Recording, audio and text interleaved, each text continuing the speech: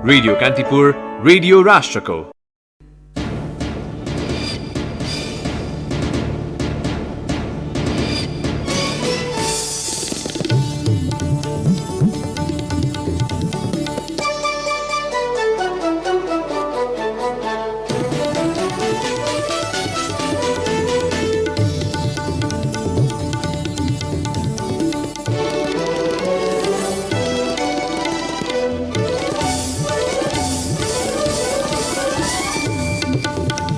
बडा दशैं अन्तर्गत आज पनि मान्यजनबाट टीका र जमरा लगाएर मनाइँदै कोरोना संक्रमणका कारण भिडभाड भने कम। मुलुकमा थप 1741 जनामा कोरोना संक्रमण पुष्टि। सक्रिय संक्रमितको व्यवस्थापन गर्न नसक्दा कोरोना नियन्त्रण र रोकथाममा नयाँ चुनौती। अक्सफोर्ड विश्वविद्यालय र अस्ट्राजेनेकाले संयुक्त रूपमा विकास गरेको कोरोना भाइरस संक्रमण विरुद्धको खोपले युवा तथा प्रौढमा सकारात्मक प्रभाव।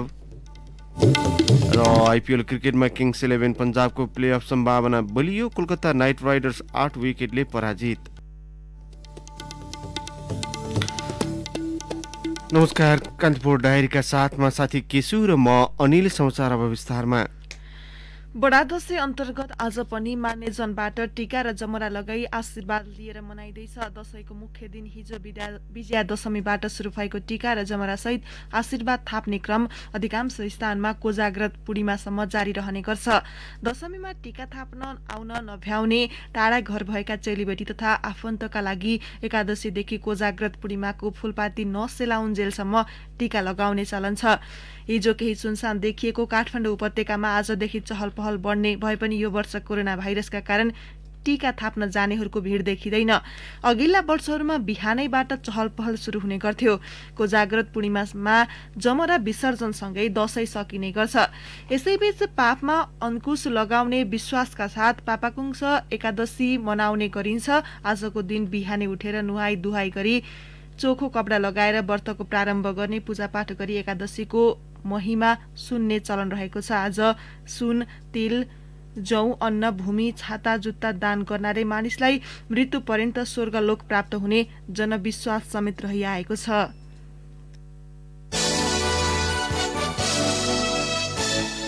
पछिल्लो 24 घण्टामा मुलुकमा थप 1741 जनामा कोरोना संक्रमण पुष्टि भएको स्वास्थ्य तथा जनसङ्ख्या मन्त्रालयले जनाएको छ। मन्त्रालयका अनुसार 5006 पीसीआर परीक्षण गर्दा 1064 पुरुष र 677 महिलामा कोरोना भाइरस संक्रमण पुष्टि भएको हो। पछिल्लो 24 घण्टामा सबैभन्दा धेरै संक्रमित काठमाडौँ जिल्लामा 673 भेटिएका छन्। यस्तै सुनसरीमा 185, ललितपुरमा 146, कास्कीमा 101, भक्तपुरमा 76, नवलपरासी पूर्वमा 60, काभ्रेमा 59, रूपन्देहीमा 58, झापामा 50, अर्घाखाँचीमा 33 जना संक्रमित भेटिएका छन्। सप्तरी र मकवानपुरमा 29, तनहुमा 25, चितवनमा 24, कपिलवस्तुमा 22, बागलुङमा 17, महोत्तरीमा 14, मोरङमा 13, धनुषा र बाँकेमा 12 जनामा संक्रमण पुष्टि भएको हो। यस्तै नुवाकोटमा 8, दोलखामा 7, गुल्मी र नवलपरासीमा 6, 12, सिन्धुली र दैलेखमा 5, सर्लाही, रामेछाप, लमजुङ र प्युठानमा 4 जना, स्याङ्जा र दाङमा 3 जना, सिराहा, सिन्धुपाल्चोक र पर्वतमा 2, उदयपुर, ताप्लेजुङ, गोर्खा, पाल्पा, जुम्ला, रुकुम, पश्चिम अछाम, कञ्चनपुर र दार्चुलामा 1 जना संक्रमित भेटिएका छन्। यो सँगै मुलुकभर कोरोना संक्रमितको संख्या 1,59,830 पुगेको छ। यसैगरी पछिल्लो 24 घण्टामा कोरोना मुक्त भएर 4005 जना डिस्चार्ज भएका छन्। हालसम्म कोरोना मुक्त हुनेको संख्या 1,15,675 पुगेको छ। संक्रमणबाट अहिलेसम्म हिजो मात्रै 15 जनाको मृत्यु भएको छ। यो सँगै कोरोना संक्रमणबाट मृत्यु हुनेको संख्या 862 पुगेको छ।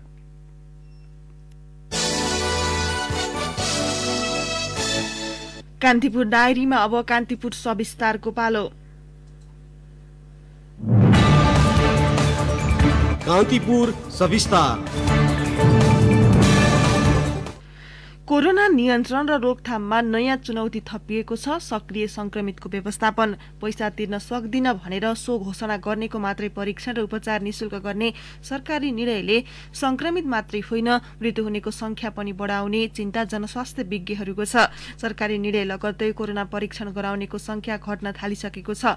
अझ जाडोयाम सुरु भइसकेकाले कोरोनाकै लक्षणलाई पनि सामान्य रुगा ठानेर परीक्षण नगर्ने जमात बढे। यसले अर्को चुनौती खडा गर्ने विज्ञको चिन्ता छ।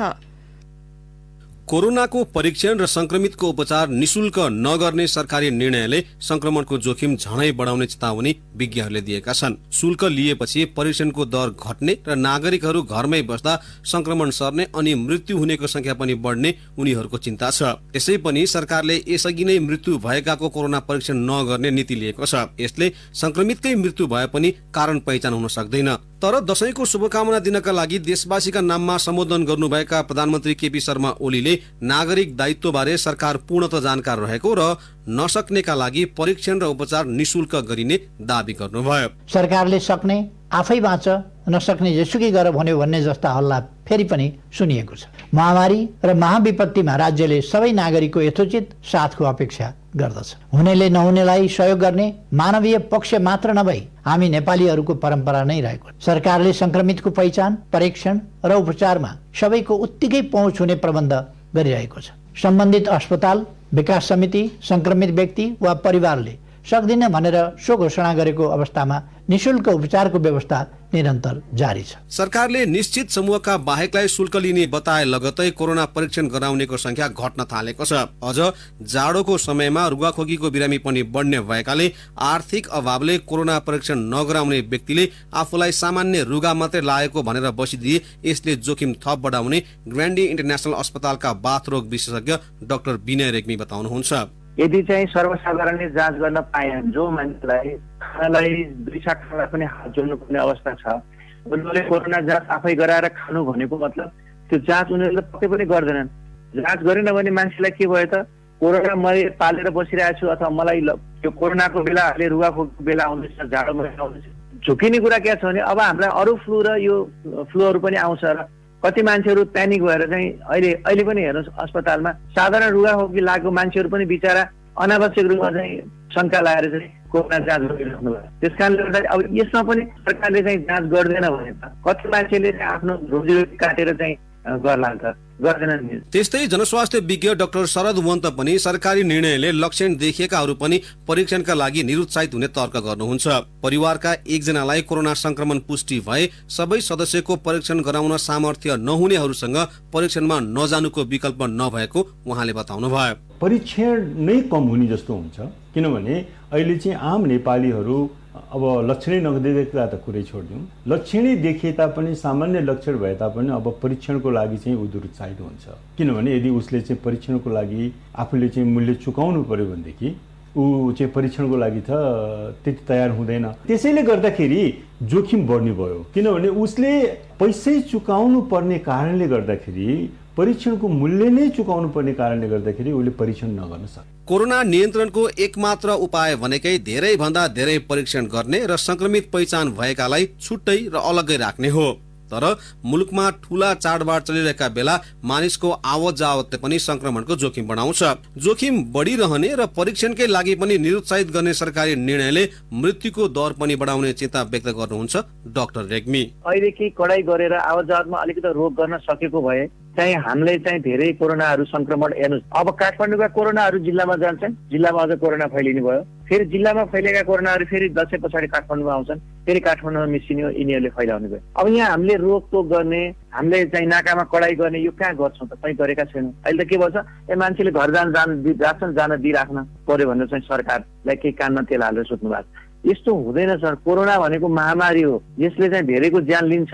परीक्षण कम भए पनि सक्रिय संक्रमितहरूको संख्यामा कमी नआउनु चिन्ताको अर्को विषय भएको डाक्टर वन्तको भनाइ छ। संक्रमणको दर र दायरा नबढेको समयमा प्रशस्त सावधानी नअपनाइएकाले अवस्था आजको दिनसम्म आइपुगेको उहाँको ठम्याइ छ। सक्रिय संक्रमितको व्यवस्थापन अबको अर्को चुनौती ठान्नुहुन्छ डाक्टर वन्त।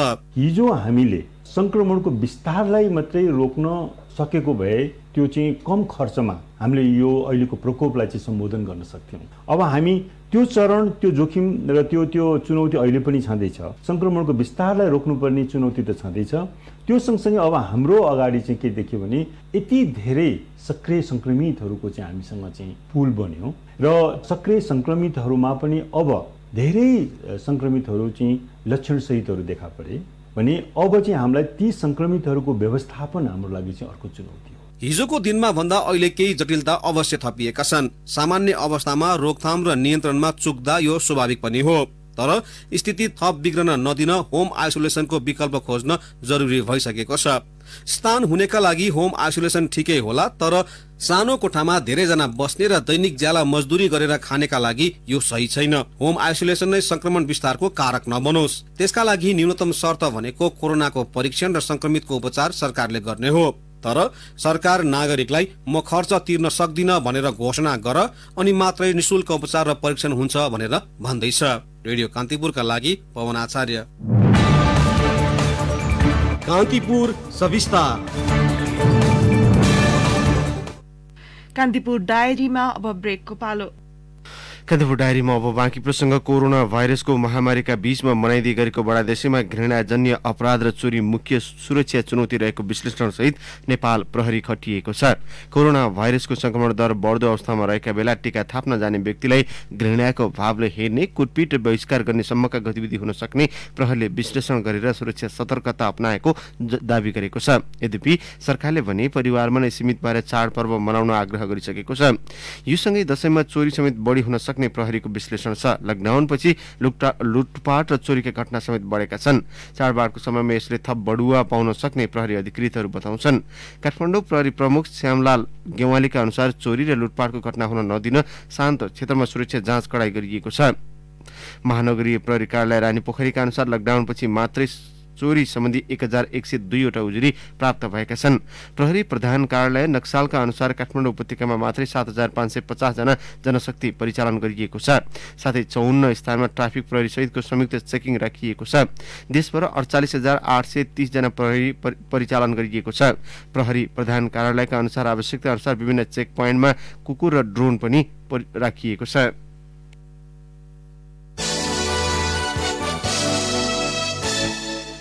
कोरोना भाइरसको महामारी नियन्त्रणका लागि फ्रन्टलाइनमा खटिएका सुरक्षाकर्मीलाई दिने भनिएको प्रोत्साहन भत्ता निर्णयको 7 महिना बितिसक्दा समेत दिइएको छैन। नेपाल प्रहरी, सशस्त्र प्रहरी र नेपाली सेनाका कर्मचारीले प्रोत्साहन भत्ता बापतको रकम पाएका छैनन्। गत चैत 16 गते बसेको मन्त्री परिषद बैठकले दैनिक 300 रुपियाँदेखि 100% भत्ता दिने निर्णय गरेको थियो। नेपाल प्रहरीले 51,000 बढी सुरक्षाकर्मीका लागि 1 अर्ब 34 करोड रुपियाँ भत्ता माग गर्दै गृह मन्त्रालयमा पत्राचार गरेको छ। सशस्त्र प्रहरीले पनि असार मसान्तसम्मका लागि 1 अर्ब रकम माग गरेको छ। यस्तै नेपाली सेनाले पनि असार मसान्तसम्मका लागि 8,000 भन्दा बढी कर्मचारीका लागि 73 करोड 44,83,000 रुपियाँ माग गरे।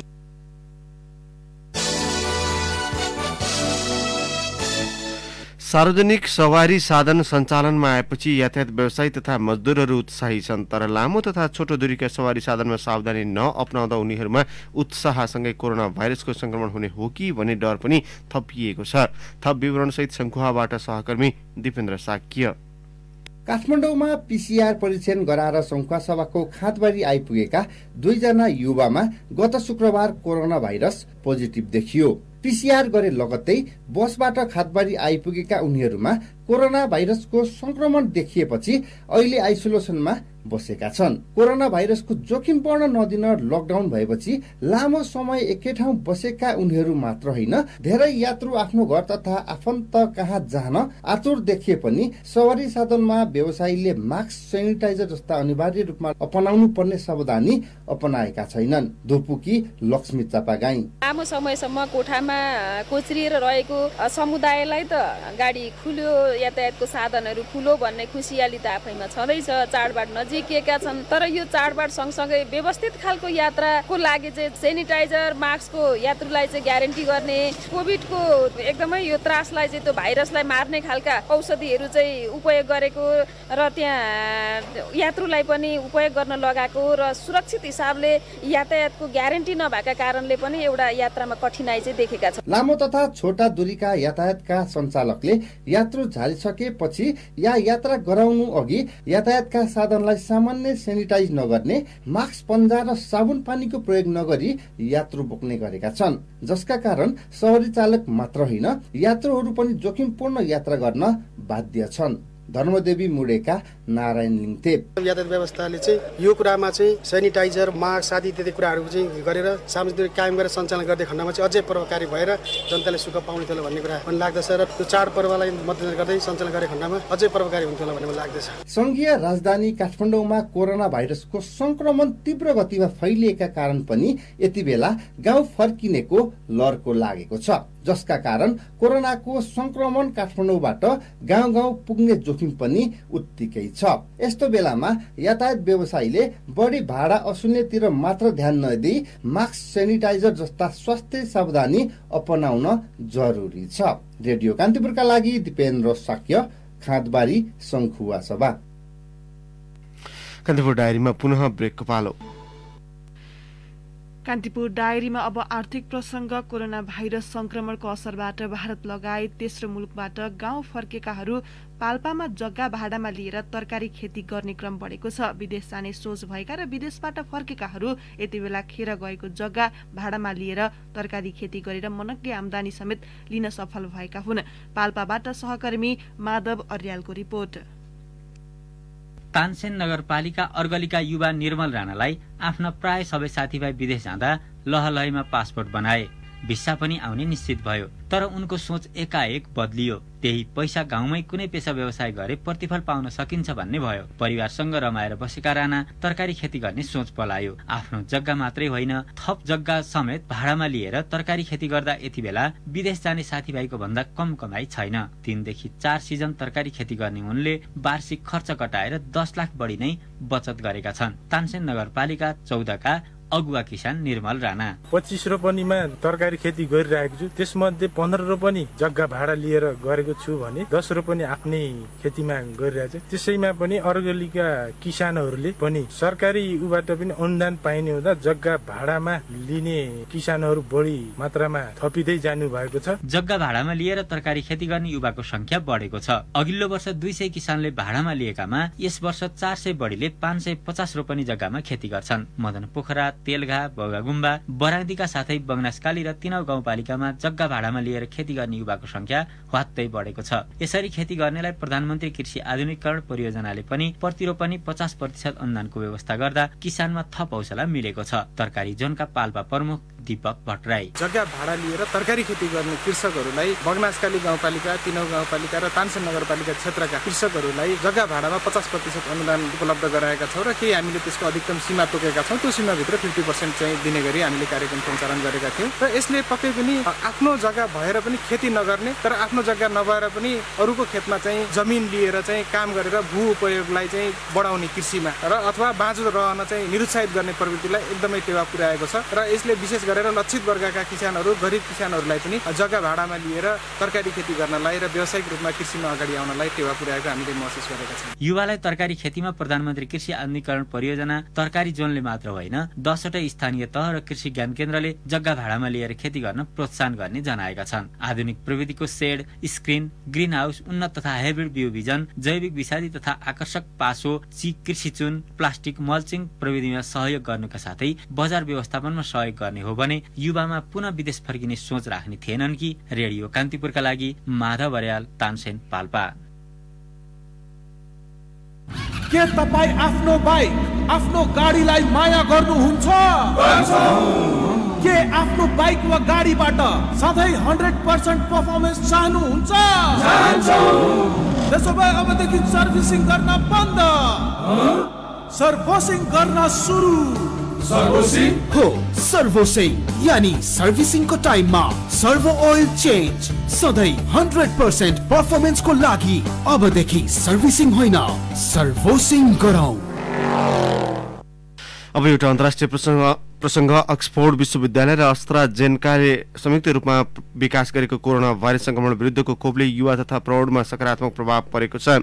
प्रतिरक्षा प्रणालीको विकासमा सो खोपबाट आशा अनुसारकै सफलता मिलेको अस्ट्राजेनेकाले जनाएको छ। सो खोपको असर निकै न्यून मात्रामा देखिएकाले संक्रमण विरुद्धको लडाईँमा ठूलो फड्को मार्न सक्ने समाचार संस्था अल जजिराले उल्लेख गरेको छ। कोभिड-19ले विशेष गरी वृद्धमा धेरै असर गर्दै आए पनि सो खोपको प्रयोगपछि प्रतिरक्षा प्रणालीको विकास भएको अस्ट्राजेनेकाका प्रवक्ताले उल्लेख गरेका छन्। अब अब खेल प्रसङ्ग इन्डियन प्रिमियर लिग क्रिकेट आइपिएलमा प्लेअफ सम्भावना बलियो बनाउने क्रममा किङ्स 11 पन्जाबले कोलकाता नाइट राइडर्समाथि 8 विकेटको जित दर्ता गरेको छ। शारजाह क्रिकेट मैदानमा गैराती भएको खेलमा कोलकाताले दिएको 150 रनको लक्ष्य पन्जाबले 18.5 ओभरमै 2 विकेटको क्षतिमा पूरा गर्यो। जितसँगै 12 अङ्कका साथ पन्जाब चौथो स्थानमा उक्लिएको छ। पन्जाबका लागि मनदीप सिंह र क्रिस गेलले अर्धशतकीय इनिङ्स खेले। 56 बल खेलेका सिंहले 66 रन बनाउँदा गेलले 29 बलमा 51 रन बनाए। कप्तान केएल राहुल 28 रनमा आउट भए।